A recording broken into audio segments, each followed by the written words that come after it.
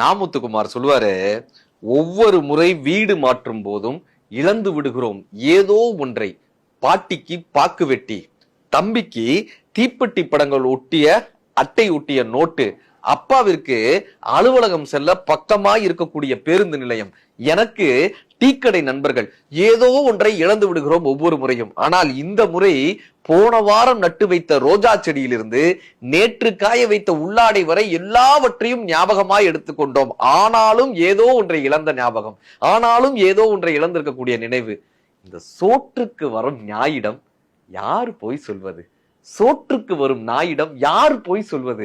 வீடு மாற்றிய விஷயத்தைன்னு கேட்டிருப்பாரு. நாளைக்கு பசியோடு அந்த நாய் வருமே, நாங்க வீட்டுல இல்லைன்னா அந்த நாய் எங்களை தேடுமே, அந்த நாயிடம் யார் போய் சொல்வது என்று கேட்கக்கூடிய அந்த இடம் இருக்குல்ல, அந்த இடத்தில் தான் மனிதம் இருக்கிறது, அந்த இடத்தில் தான் கருணை இருக்கிறது, அந்த இடத்திற்காகத்தான், இந்த கருணைக்காகத்தான் இன்றைக்கும் மழை பெய்து கொண்டிருக்கிறது.